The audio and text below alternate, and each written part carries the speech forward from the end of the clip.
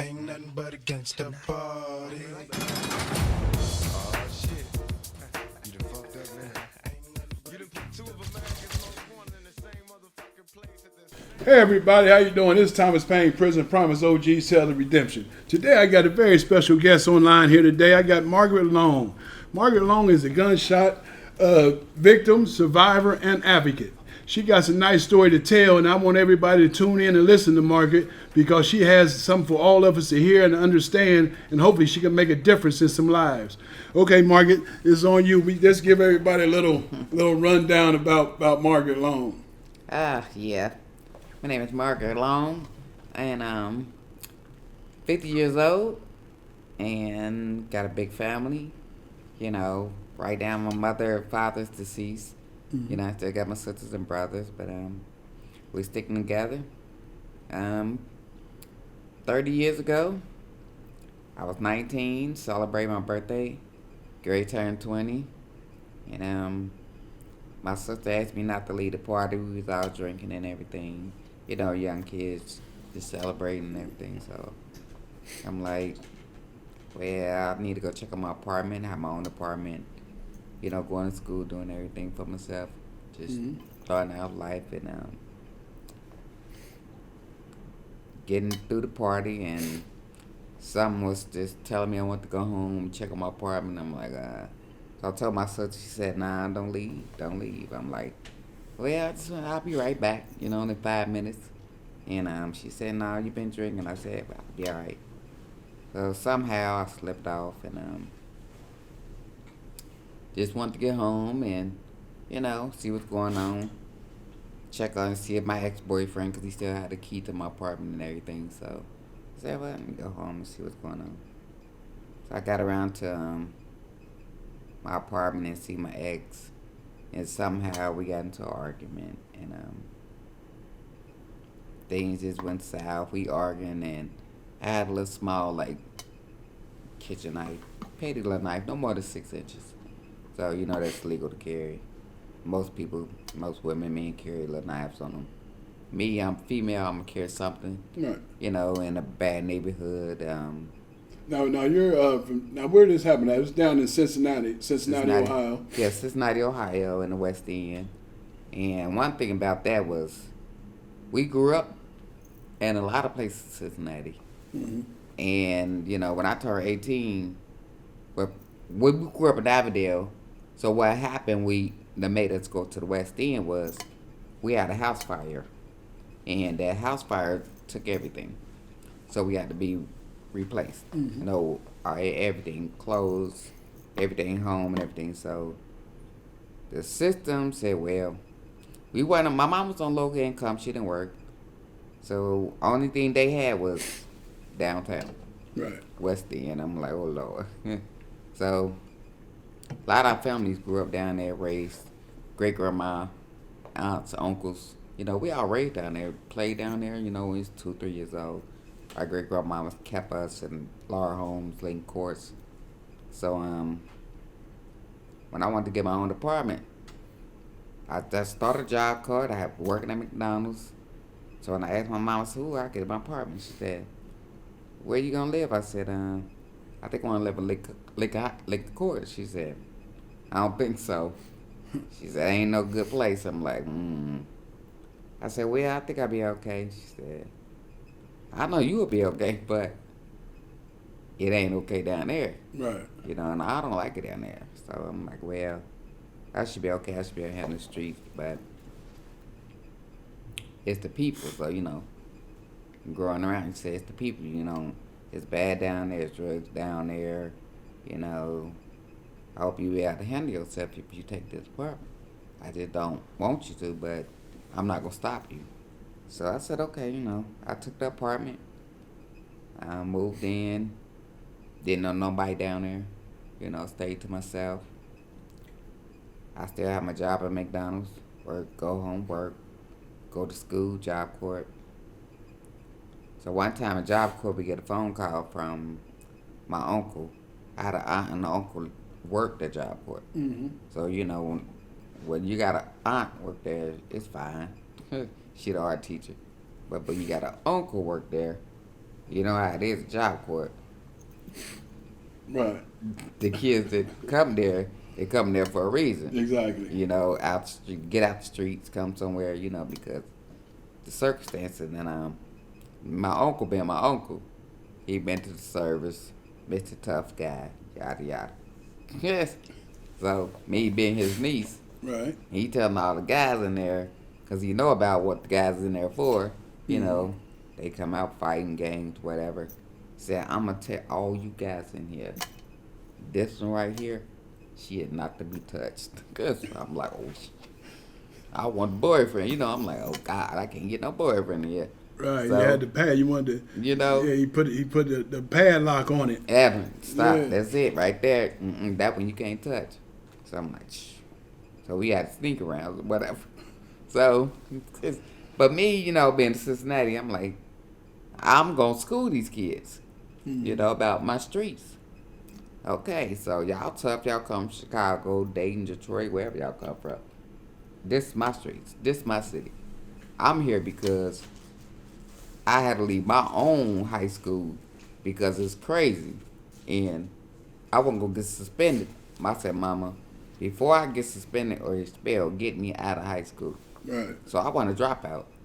I just left. You know, my mom sat me out. So I pick and choose to go to job course to finish my education, you know, where people could work with people like me. Because I was in a, like a learning disability class. Okay. Because due to my hearing, so I'm deaf in my right ear, so that put me in a learning disability class. And everywhere I went to school, elementary, fought, got bullied, kicked out, suspended. Went to middle school, bullied, kicked out, repeat the grade. Get into high school, fight, bullied, get kicked out. So I said, Mama, high school ain't for me, because I'll be in jail. So she got me out of there. So that's when it comes to me getting my own apartment, moving downtown, you know, doing me. So it was come to the time of the party, you know, celebrate my birthday. I got on to the party. I'm like, I got to go home. So I went home and I ran into my ex-boyfriend and we got into a little argument. It's me, I'm intoxicated. I'm in and out, like, you know, I think I know what I'm doing, so I don't know what was said, I don't know why the argument started, but I had my knife in my hand. He was a known drug dealer that everybody knew. Mm-hmm. Yeah, I knew it. He knew it. I know he carried a gun. He stayed with me, but at one point we had broke up, and he still had the key, but he didn't. You know, we were still seeing each other, but he wasn't living there. Right. So during that time, anyway, I come to this part. We arguing, and I guess I was chasing him, and he was trying to, you know, stop things. See, he was the type of man that he didn't touch with me. Right. We argue. He won't argue with me back. We would say things, but he'd never put his hand on me, never grab me or nothing like that. What he'd do is call my sister. He was like, yeah, your sister is. She wilding out. Come and get her. Right. I ain't gonna touch her. I had to calm her down. Says, all right, here come my sister. Walked me to her house. She stayed at Laura Holmes, the one that told me not to leave the birthday party. Right. So during the night of the fight, you know, the argument, he had a gun on him. And I had my knife, and everybody, you know, saying things out the window, everybody else, oh, she gonna hurt you, she doing this, she that. Okay, I'm in and out. And he's a smart guy, you know, wise. I mean, he was the type of guy, he was on top of his game. Instead, he sold drugs, he had business, he had a real legit job, but he had a bad background. Right. His background was like, okay, street, drugs, jail, kids, baby mamas, all that. But that night was, when it came to the point where he said I lunged at him with the knife. We were chasing each other. I was chasing him. So he said, well, I'm not going to let me or her get hurt. So you know I had the little knife, 1/6". He had the jacket. He took his jacket, wrapped around his arm, so the knife wouldn't cut him. Right. When he grabbed me, so it wouldn't cut him. He said, "She intoxicated. I know her. She's going to drop it any minute, and I'm not gonna let her hurt herself. I'm not gonna let her fall or, hit the ground." So, I guess the next step.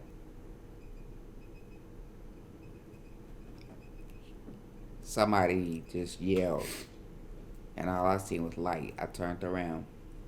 I just seen light, and all I heard was, "What the fuck you do that for?" I'm like, I'm just there. I'm like, I hit the ground, and I'm like, I'm just blank. I'm just hearing yelling. I hear a loud bang, but I'm hearing yelling. "What the fuck you do that for? What the fuck you do that for?"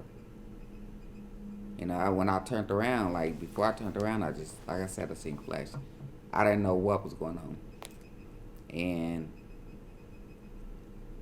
at that point, it was like, I just hear a noise, people yelling, and I'm laying in my boyfriend's arms. And I think he grabbed me. I hit the ground, but he picked me up.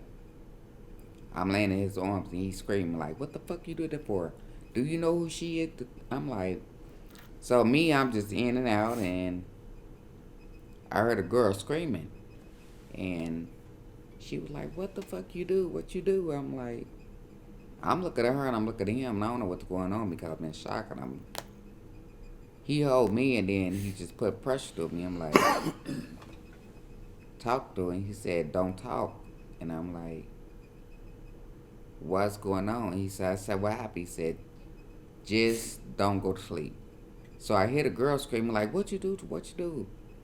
He said, "I'm sorry, I'm sorry." He said, he just kept saying, "I'm sorry." All in here, "I'm sorry." So I'm like, he told the girl, he said, "Go get her sister."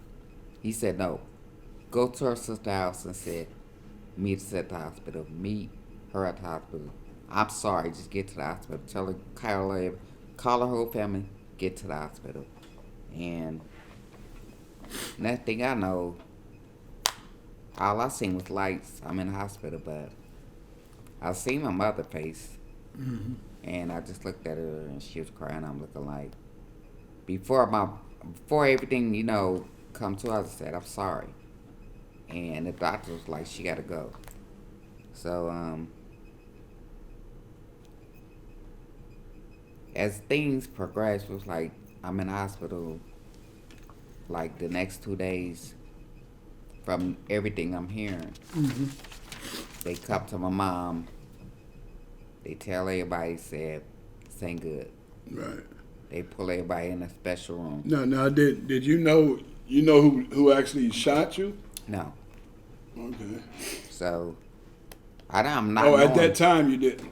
No, at the time I'm like, I don't know who shot me. Right. I know that my boyfriend didn't shoot me. Right. Because the gun was on the ground. Right. And I said, I heard him saying, "What you do that for?" Right. What the, he going off screaming. I'm like, I don't know what's going on. So, next thing you know, we at the hospital. Right. Okay. Well, this is Thomas Payne, the Prison Promise OG Tells Redemption. This is part 1 of the interview with Margarette Long, and we're going to get to part 2, and we're going to really get in depth with more things about the Margarette Long situation. And also, we got Prison Promise came across a little money, and we're trying to help some people that a deserving person with that has a need for some extra money during the holidays. So we'd like for everybody to send in an email and tell us about somebody that you feel that deserves some little extra help from Prison Promise. We'll read all the emails and we'll pick the best one. And hopefully, you might be the winner of a little money we got for you. Thank you, everybody. It's Thomas Payne, Prison Promise, OG Tells Redemption. Peace out. Prison Promise is a podcast by Thomas Payne and produced by Dan Lyons. If you want to get a hold of Prison Promise for any situation, you need our help, or you want to just talk to us, hit us up at prison2promise1981 @gmail.com. You can also follow us on Facebook, Prison to Promise and OG's Tales of Redemption, and subscribe to our YouTube channel and follow us on Spotify. Peace out, y'all.